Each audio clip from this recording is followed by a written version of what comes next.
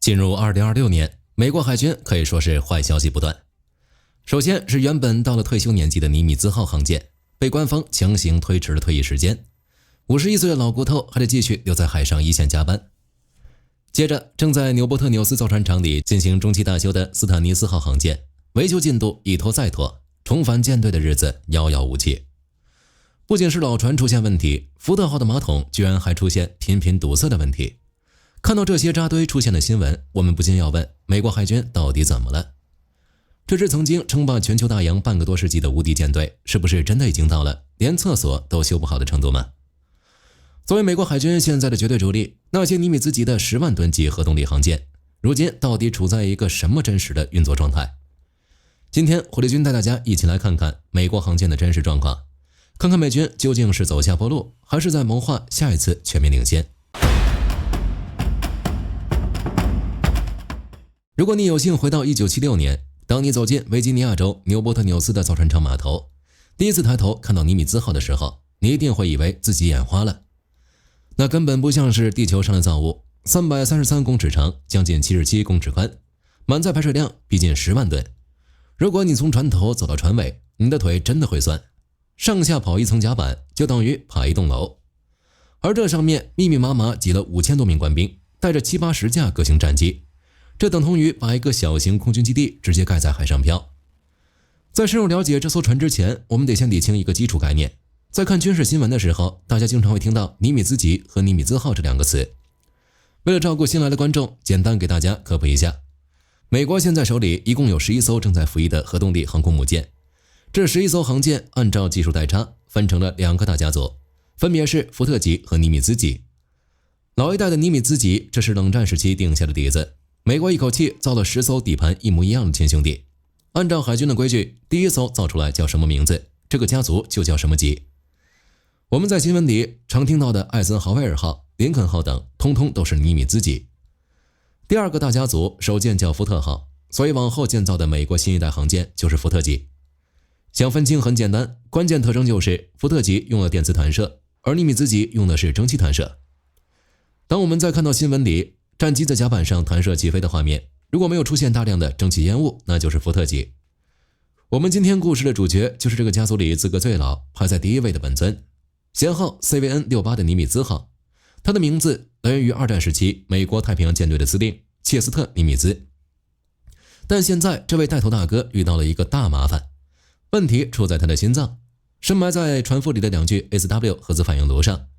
這2具反應爐在巔峰時期能輸出驚人的26萬轴馬力，推着這艘10萬噸的巨獸在海上以超過30節，差不多時速56公里的速度狂飆。但你要知道，這艘51歲的老將上一次更換核燃料棒已經是2001年的事了。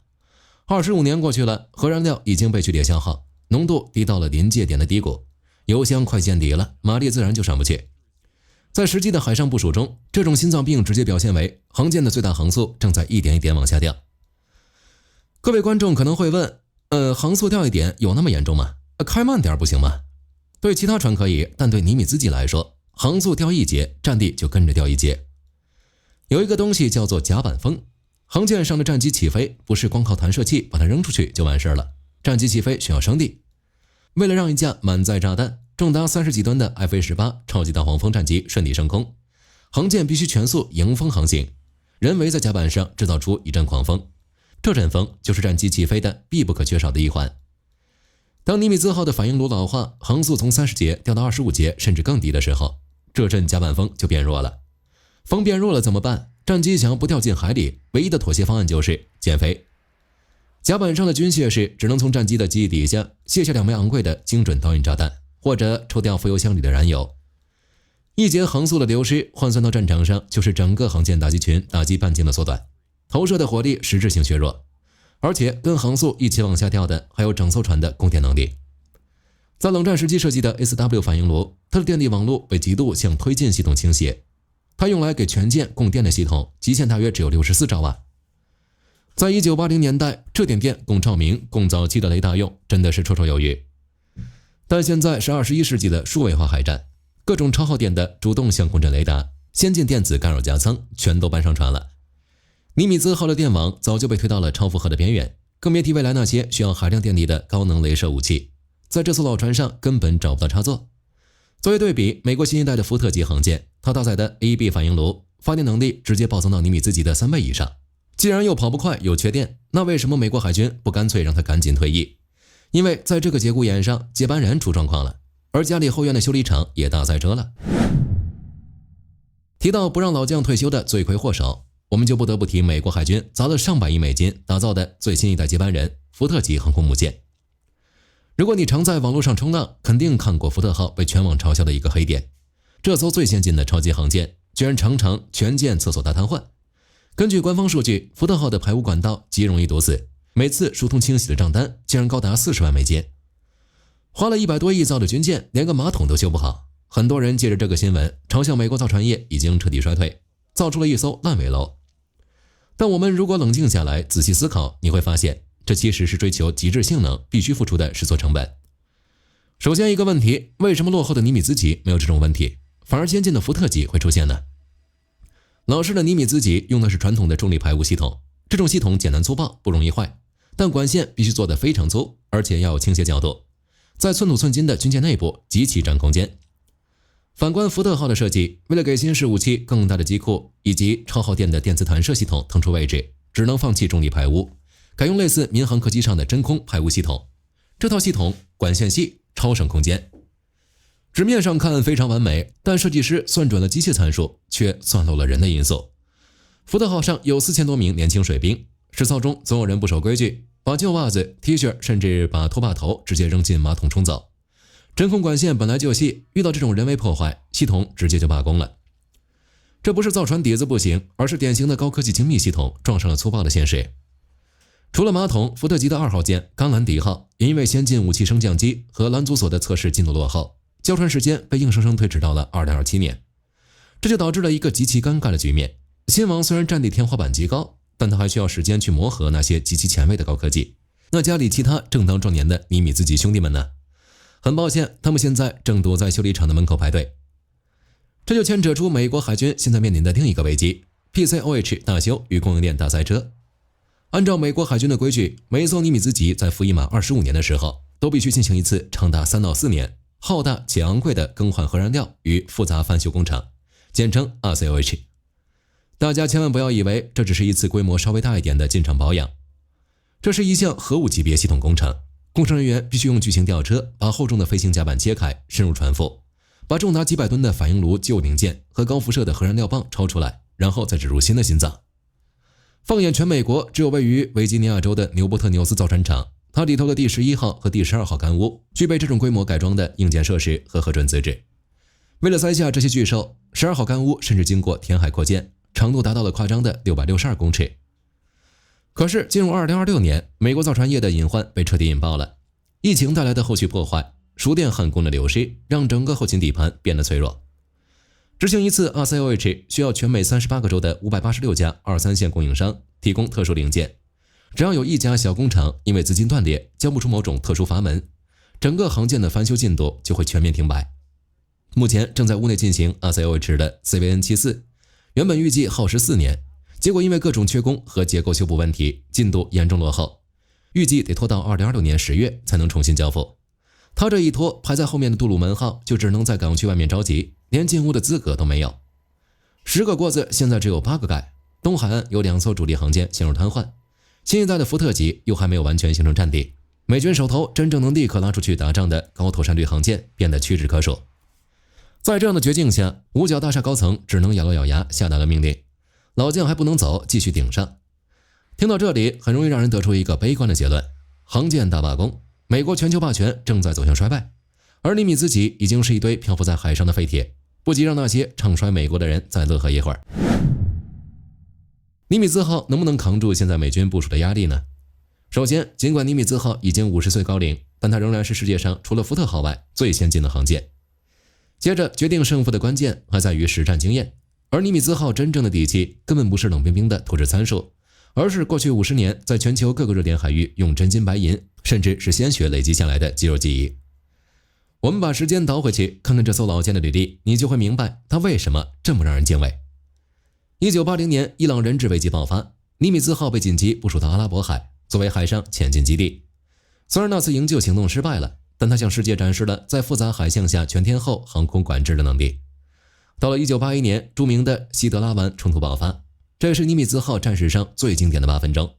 當時利比亞強人格達費狂妄地在海圖上畫了一條死亡線，說整個西德拉灣都是利比亞的內海，誰敢跨線就打誰。美國人怎麼可能吞下這口氣，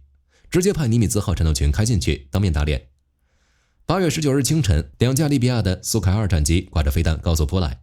尼米茲號的雷達系統瞬間鎖定目標，在極短的戰術窗口內精準引導2架 F-14熊貓戰機彈射升空。在這場史詩級的空中對決裡，利比亞戰機先動手射出了1枚飛彈，美軍 F-14機組人員憑借着扎實到變態的訓練本能，極其冷靜地規避了飛彈，然後果斷發射2枚響尾蛇飛彈反擊，隨着2聲巨響，直接把2架敵機打成火球。利比亞飛行員連彈射拉環都沒來得及拉。8分鐘2架擊落零損失，這場冷戰時期最乾淨利落的海空對決，不僅印證了尼米茲級防空圈的嚴密，更把這種高強度的實戰經驗深深刻進了整艘船的基因裡。1991年波斯灣戰爭，尼米茲級的甲板運作效率達到了人類航空史的巔峰，艦上的戰機日夜不間斷的起降，專職獵殺敵方的飛彈發射車，出勤率高到什麼程度？甲板上用來勾住降落戰機的攔截索被硬生生磨斷了不知道多少根。但在這種极限壓力下，全艦的後勤依然奇蹟般地維持了高速運轉。這種跨越半個世紀的經驗，絕對不是任何試圖彎道超車的新興海軍在短期內能用錢砸出來的。你看之前另一艘尼米茲級的艾森豪威爾號在紅海的遭遇就知道了。胡塞武裝用彈道飛彈打航艦，這在過去是沒人敢想的。結果呢？艾森豪威爾號打擊群在紅海連打了好幾個月，一次岸都沒靠，彈藥打光了，補給艦直接開進交戰區，冒着同樣的飛彈威脅，跟航艦在海上並排航行，用鋼纜把幾千噸油料和炸彈送上去，一邊打仗一邊補給，在飽和攻擊下維持一支10萬噸艦隊的高強度運轉。這種抗壓韌性，這種在戰火中穿梭千萬次練出來的甲板調度能力，它的源頭正是尼米茲號這半個世紀攢下來的家底。這也是為什麼面對高科技卻容易出小毛病的福特級，美軍高層對尼米茲級依然有着一種近乎迷信的信任，因為它簡單粗暴，容錯率極高。現在的信息化装備固然厲害，但在滿天都是電子干擾和飞彈破片的高强度消耗戰裡，一艘能靠着损管队員拿扳手搶修就能維修運作的機械巨獸，往往才是最後活下来的那個。